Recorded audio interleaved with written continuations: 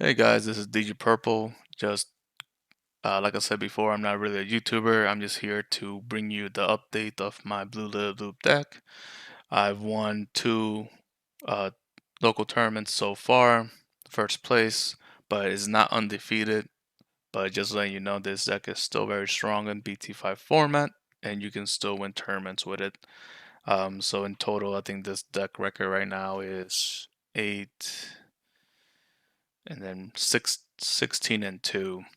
Um, Lost one set on the first tournament and lost one set on the second tournament. But like I said, because of the top four cuts, still came first place.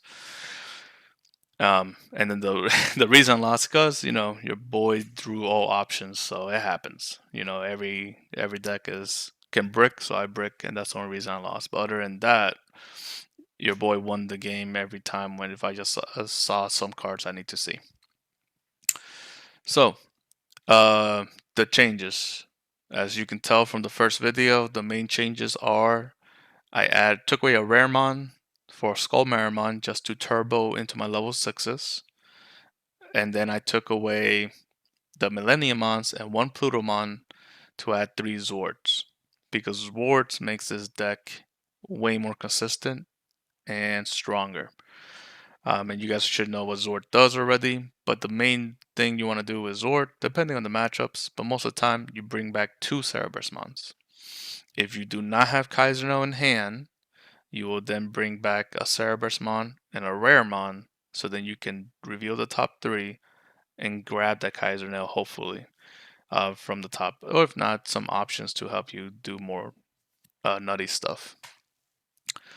Um, But yeah, so the Skull Marimon, other than that, you had the 4 Cerebrusmon, 4 Wolf Mode, the bread and butter of the deck, 4 Lady Devies, so you can pop those pesky memory Digimons that more people are playing now. But because of the Zord and the Lady Devi, you should be able to get rid of them.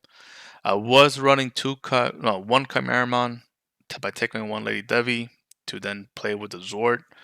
And then you can also just hard play the Chimeramon to get rid of the guys, but I don't know. I think the 4 late dev is too essential. And I wouldn't recommend taking the Skull Marimon for a Chimeramon, just because the whole point of Skull Marimon there is to turbo and not give your opponent too much memory. So so it's up to you guys. I mean, you could take away one Lady Devi and the Skull and add the 2 Chimeramons if you think that helps with the Zord, but I wouldn't recommend it. But when I did do it, it still played well. That was the first tourney I did with it, and I still won. But I don't know. I went back to the 4 Lady Devies. 4 Little Mons, you have to. 3 Plutos. You could go back to 4 and play 2 Zords. 2 Zords is not bad. But the first tournament when I played 4 and the 2 Zords, both Zords were in security, so I didn't get to see them. So running 3 Zords guarantees you, and sometimes you play the Raremon and you trash a Zord by accident. So 3 Zords guarantees you to at least play one every game. 2 Zords, you have a high chance to still play one, but there's been times where you don't, so that's why I ran to 3 Zords. But it's up to you. You can do 4, and 2 Zords, but I like the 3 Zords. Kaiser Nail 4, you have to main point of the deck. 4 Hammer Sparks. This is where you can change some stuff. 4 Necrophobia. You have to. I was gonna cut it down to 3, but you need 4. Its effect is too good. It can change if your opponent keeps controlling you. They swing and you hit a Necrophobia. Now you can go off next turn. Jack Raid 3. So this is where you can change. I took away 1 Jack Raid because you're gonna see the Mega Digimon fusions and the stuff. I had to put in room for the white cards, right? So you could run 3 Hammer Sparks and 4 Jack Raids, but I think the Hammer Sparks are better early game and it's gonna get you through the early game. While the Jack Raids, you can get them back later on when you trash them. Normally, like from last format, we trash them early and then we get them back later. So why not just run 3?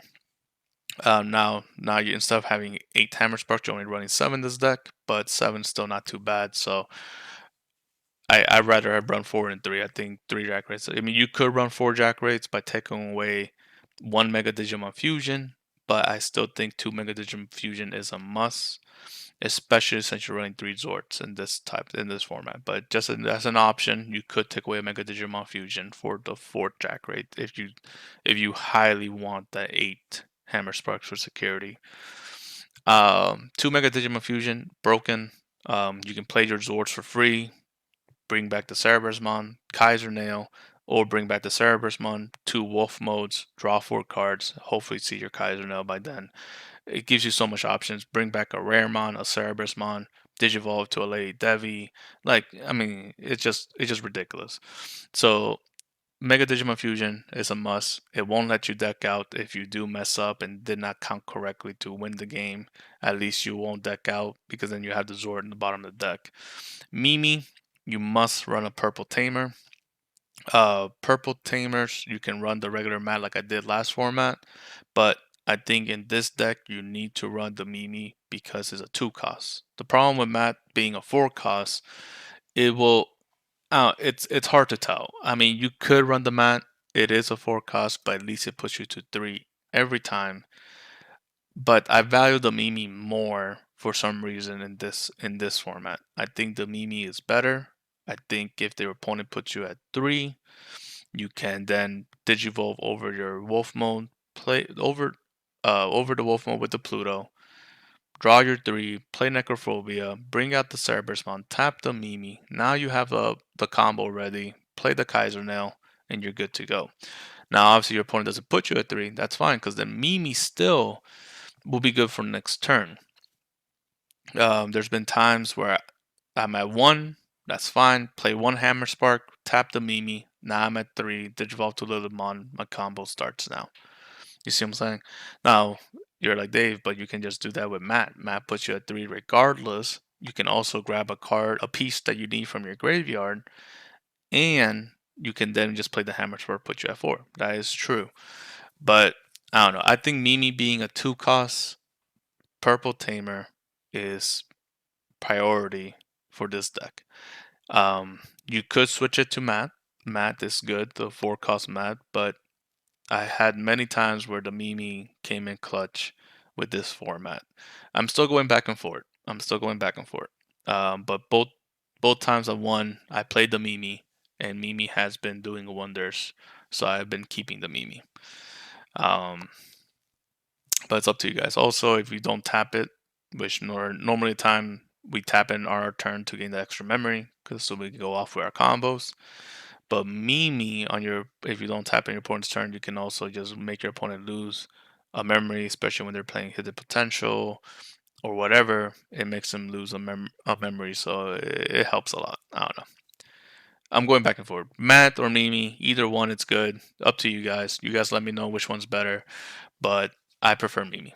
And then 2 Takumi Ibas. I used to play 3 Takumi Ibas.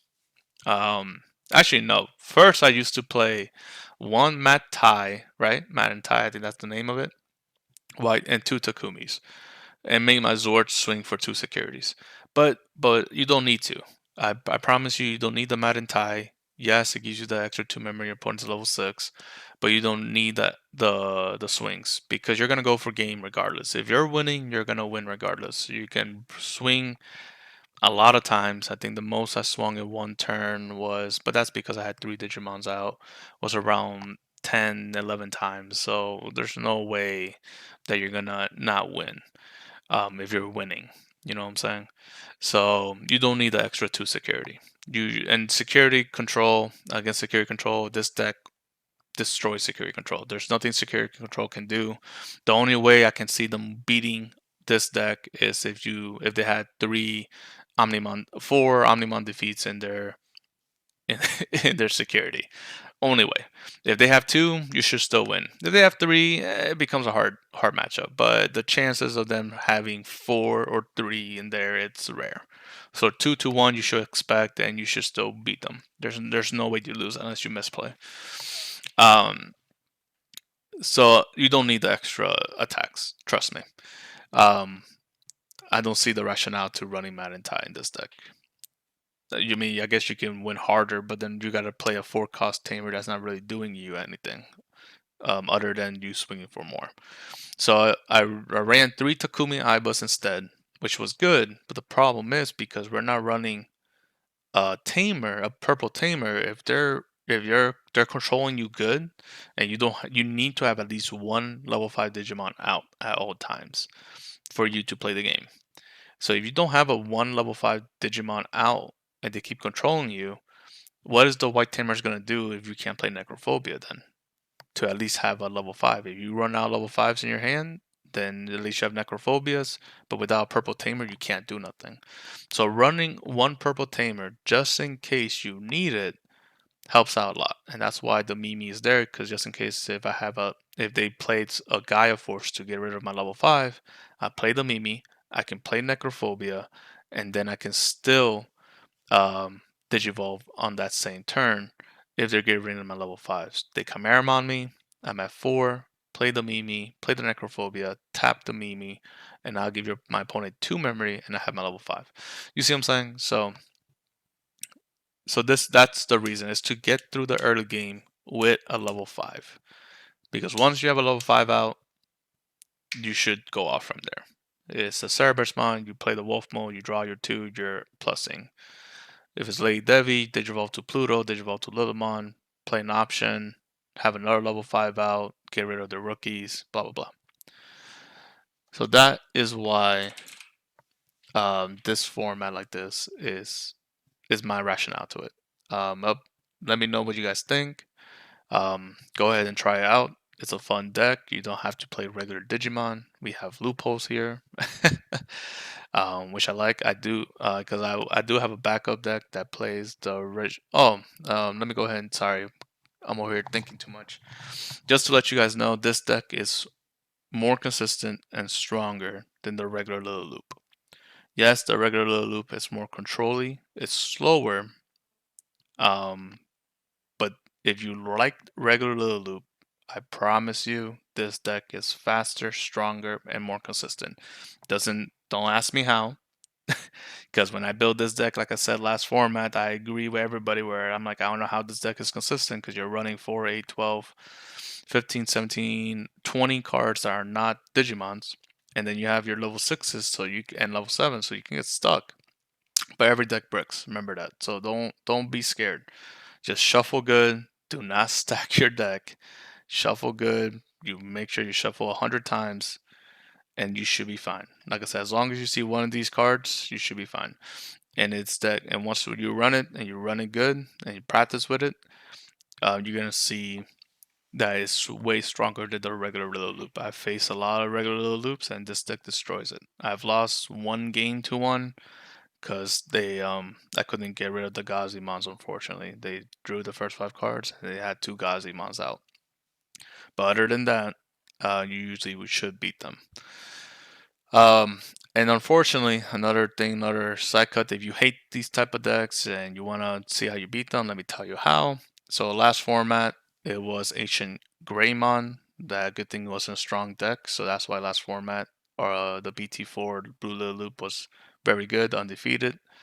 This format, the deck that destroys this deck, other than being bricking, is yellow green Rookie Rush. The Masquerade is too strong. I remember I had Plutomon, Cerebrusmon out. I had the combo ready to go. They Masquerade me, and they still be able to kill 18k on the board. So then you start all over, but they have Digimons out, so they go for game. So the only way I won against a yellow green Rookie Rush is when they swung and hit 2 Necrophobias, and then I won the game. But that's luck. So yellow green Rookie Rush will destroy this deck. If your locals are playing a lot of yellow green Rookie Rush, do not play this deck. Go ahead and play. I recommend Purple Control, which is my backup deck for yellow green Rookie Rush and destroys yellow green Rookie Rush. Um, so unfortunately, I mean, which is good. There's a deck that destroys this deck, so it doesn't make it too broken. But if there's no yellow green Rookie Rush in your locals or in tourneys, or there's only 1 or 2, then try this deck out, and you're gonna have fun with it. All right, guys. Um, so this is DigiPurple signing out. This is the BT5 Blue Lilith, and have a good day, guys.